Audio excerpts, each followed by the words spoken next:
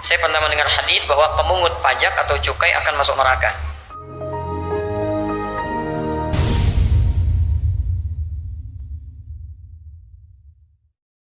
Saat saya bekerja di Direktorat Jenderal Pajak, saya ingin bertanya, saya pernah mendengar hadis bahwa pemungut pajak atau cukai akan masuk neraka. Halo, neraka ya? Awas, hati-hati. Bagaimanakah maksud dari hadis tersebut, Ustaz? Saya tanya pada antum mendengar hadis atau terjemahan hadis? Karena Nabi itu nggak bisa bahasa Indonesia. Nabi tidak bisa bahasa Indonesia. Nabi itu bisanya bahasa Arab yang fasih. Antum mendengar hadis, bahasa hadisnya pemungut pajak atau cukai akan masuk neraka. Dari mana antum mendapatkan hadis bahasa Indonesia? Ini terjemahan hadis namanya. Kalau antum ingin bicara hadis, maka mesti mengembalikan kepada hadisnya. Abu Dawud nomor hadis 2937. Lihat kalimatnya, la yadkhulul jannata sahibal maqsi. La yadkhulul jannata sahibal maqsi. Itu nama hadisnya. Dan hadis ini selalu dikaitkan dengan pertanyaan yang dimaksudkan. Lihat cara menerjemahkannya. Kata Imam An-Nawawi rahimahullah ketika menjelaskan hadis ini dalam syarah Sahih Muslim, beliau katakan wal maqsu.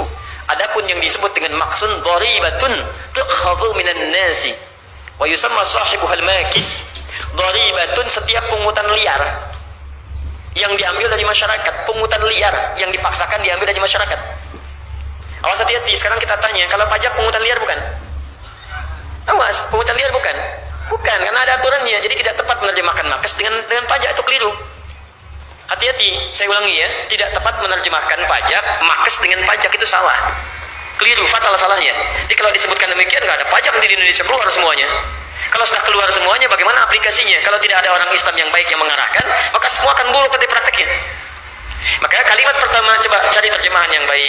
Dulu di zaman Nabi, makes itu kenapa muncul kalimatnya? Karena ada preman-preman yang suka malakin orang-orang di pasar. Dia datang, dia ngambilin, ambil. Ini pajak bagian dari keamanan. Sebutnya bagian keamanan, ambil. Pungutan liar. Makanya disebut dengan makes. Adapun istilah pajak, itu zaman-zaman Islam pun dikenakan kepada non-muslim yang hadir di wilayah muslim. Namanya disebut dengan jizyah. Seakar dengan kata jaza. Jaza itu balasan dari jasa yang diberikan. Ada jasa dari pemerintahan wilayah Islam. Bagi orang Islam tidak perlu bayar bagian dari jasanya, karena mereka membayar zakat. Dari zakat itu dikumpulkan, disimpan di Baitul Mal, diberikan kembali pada orang-orang yang membutuhkan, kemudian disupport oleh pemerintah untuk mendapatkan kebaikan. Adapun non-muslim karena hadir di wilayah Islam dan dia tidak berzakat, nggak diambil zakat, maka kompensasinya diambil dari jizyah namanya. Jizyah itu pajak yang dibebankan dari negara kepada masyarakatnya yang bukan muslim sebagai balas jasa dari bagian-bagian fasilitas kehidupan yang mereka nikmati. Maka mereka mendapatkan perlakuan yang sama dengan orang Islam dalam hak pelayanan kehidupannya. Ada. Tapi kalau makes itu bukan pajak.